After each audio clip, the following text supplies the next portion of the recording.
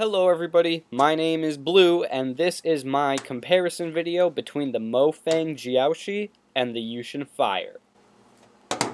The price of the MoFang Jiaoshi is $4 versus the YuXin Fire, which is $5.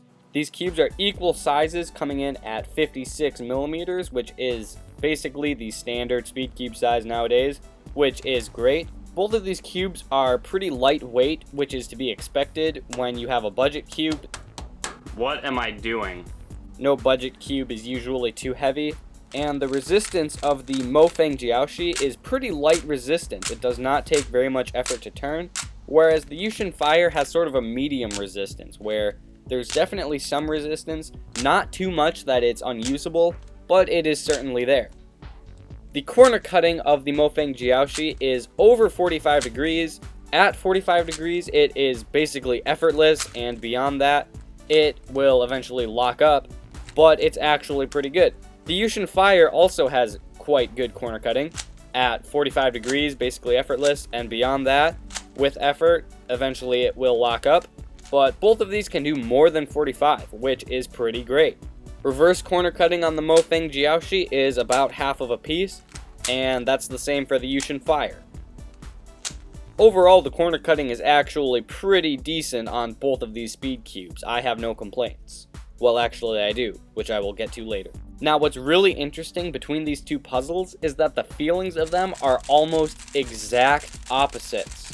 The feeling of the MoFang Jiaoshi, it has a sharp, scratchy, airy, loud, hard feeling, whereas the YuXin Fire has a smooth, quiet, soft, slightly sluggish, yet comfortable, controllable speed. It's really interesting because both of these cubes have a really nice feeling, but they feel totally different from each other. Both of these cubes have the MoYu stickers, which is just great. The stability of the MoFang Jiaoshi, I would give an 8 out of 10. It feels pretty well built. As a budget cube, and because of the light weight, it does have a little bit of the feeling that I wouldn't want to drop it onto cement or anything. The YuXin Fire, I would give a 7 out of 10. While it still does feel pretty well built, it does feel quite light, and I honestly would really not want to have to drop it because I think it probably would break or pop, or it probably wouldn't break, but I would give it a 7 out of 10. Here we can see the mechanism of the MoFang Jiaoshi. The edge pieces have quite a few ridges to reduce friction, I would think, and these ridges actually do look pretty cool, and the corners are pretty simple, nothing too special going on. It has a pretty simple mechanism.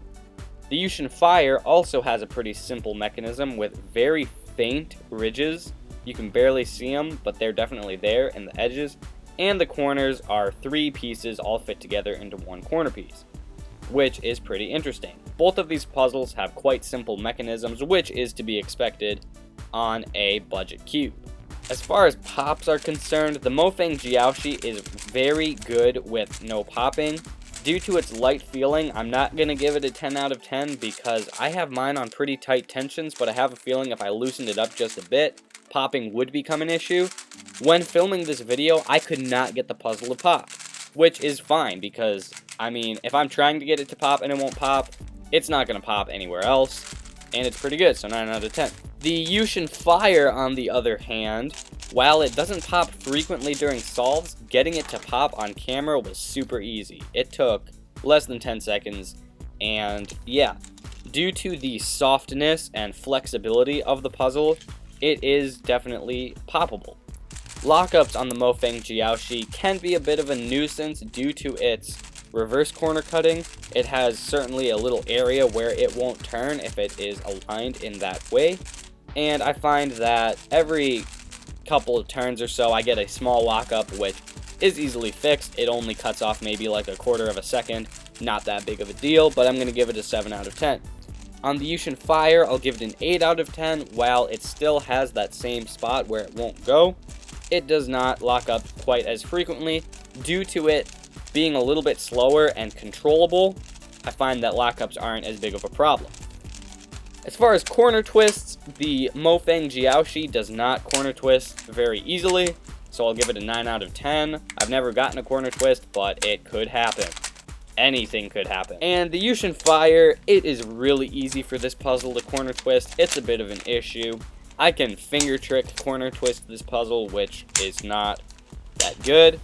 It takes very little effort, and I find that I do get corner twists here and there during solves, which is okay. I give it a 6 out of 10. So the final verdict between these two puzzles is that they are both amazing budget cubes. For the price, both of these puzzles are super good, but I have to give it to the MoFang Jiaoshi. This puzzle is just faster, it's cheaper, I prefer the feeling of it, and it is just a really good 3x3. Now the YuXin Fire is also pretty good. It's very controllable. It would be good for an intermediate to beginner speed cuber. It is really good. I've had it for a long time. I think it was my main once.